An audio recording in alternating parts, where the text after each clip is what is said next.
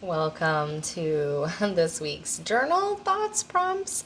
So we're having a focus on how we're creative projects and really any creative project or anything really that you want to do. One of the steps should be looking at taking a really clear look at the limitations that are standing in your way and not being scared, facing them head on so that you can know what tools you're going to get to solve your limitations. So, the first time, and this is so I'm going to tell you, how I kind of got started on figuring out that I have much more impact and I can make things happen and dream big. So, I had gotten a job at Tohono Tool Botanical Gardens, and it's a fairly prestigious position. I felt really proud of it. It was a nonprofit, so I kind of wasn't gonna go anywhere. It's a lot of responsibility, not a lot of payout. So where I had kind of had gotten sober and I had gotten out of the customer service job. Not that there's anything wrong with that, but I was working my way up. And so I had gotten a job at our county working at their native plant nursery, and I have moved to Tohono Chul Botanical Gardens running the propagation department. So I had moved myself up, I felt really proud of it, and I had also gotten a divorce. So I had been with my previous partner for 11, 12 years, since I was really young, and I just I don't know, he was following his dreams, and our dreams couldn't. Was never gonna be able to live up to my potential if I stayed with him, basically. So that's not why I broke it off, or it's not really the reason. I don't know. I such a weenie back then. You can't just be like, this just isn't working. I cling to things. I put the time in, so I make it work. I just a little short on that, but it needed to be let go of so I could grow. And so then I didn't have him and his dreams anymore. It was just more or less me. And then I met my husband now, and we were kind of in the same, doing the same theme. So it matched up better. Anyway, so I had this, and of course I had just bought a house. Anyways, I lost everything. I had a house and start all the way back at zero. I was renting a little townhome in Tucson, but really, my dream was to be in the country, to have animals, like this little farm, basically what I have now. And it's well, how do you make this happen? And so many limitations. So this is what I mean. You can't. I mean, it doesn't matter how big the right. I didn't have money. This job didn't pay very much. It was not.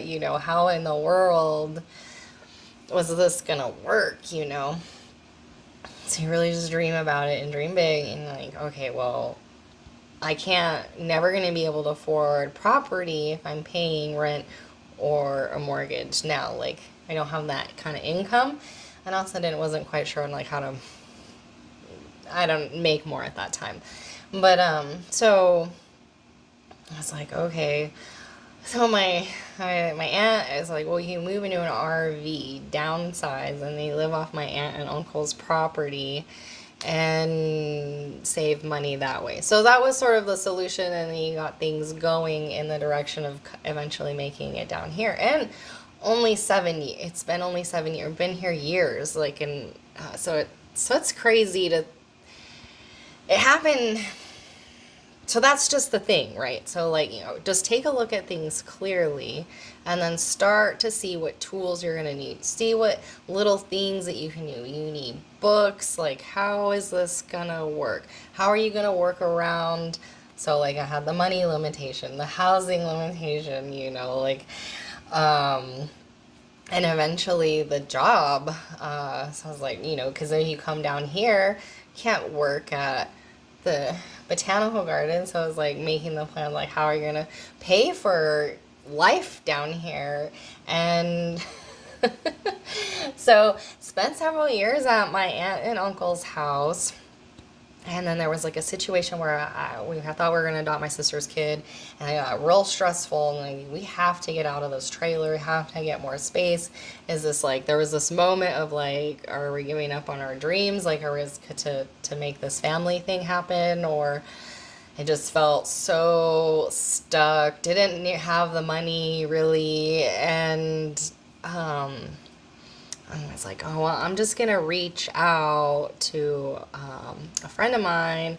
And just because I knew this is, Aravaca is where I wanted to be. I was like, I'll just want to see um, if she knows of anybody or whatever. And so happens, like one of her best friends had property down here and wanted to sell it and wanted it to go to, like, she wanted to know who she was going to sell, so it was like a good community member.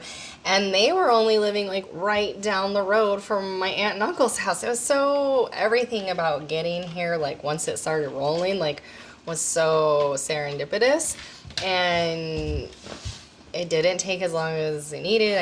We never ended up making the amount of money that we need, just be putting one foot in front of the other, taking little steps, like, and to keep believing that it's gonna work out, and it made it work out.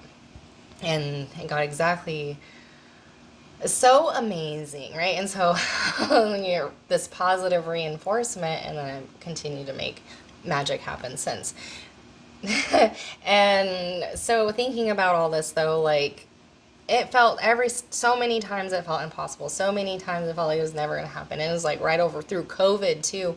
And right after we got in here, housing prices skyrocketed. Like everything, anyway. So it's just, you just gotta like get the tools, get what you need to overcome your limitations, like, so whether that's knowledge, whatever your goal is, it doesn't, in any goal, like, there's going to be the limitations that you're going to need to overcome, and all you really need is to just figure those out and believe in yourself and put the work in.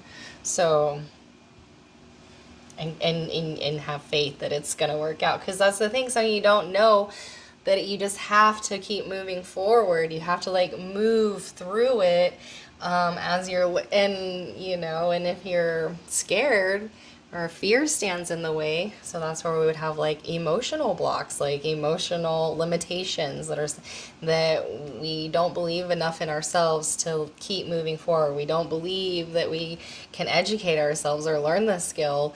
um, you know, and then we can get the tools to overcome those as well, right? You're never stuck. And if you want to overcome something, you can. You just have to figure out the right tools. So think about the limitations in your life, and are there tools to fix them? I mean, we are really creative as humans, right? Like, I think it's so amazing, like construction, like just the tools that we have created to make life easier. But those tools exist in a lot of other realms as well. So your emotional, your intellectual, physical, and then spiritual as well. Spiritual, sexual. Like, we have all the tools to fix whatever the limitation is, if you're willing to look at the limitation and see how you might need, our egos are like, oh, I got, like, it's okay. Like, it's best to just be square with it, look it straight in the face and not it's just not a reflection of you that you need something to help you through. Like, it's harder to be that kind of honest. It's harder to be like, yeah, I need to look at that. I need to change, or and then maybe it's not. Maybe it's like, yeah, I'll go buy that badass tool. Make this project easier, so. Okay, I hope that was a fun little conversation and informative on sort of my first big manifesting project that took a lot of faith and just keep moving forward even when it felt like I had no idea how it was going to work out. But it did perfectly. And it's been it's been a dream since. Now just gotta keep dreaming bigger. Just because it's fun, not because I have to.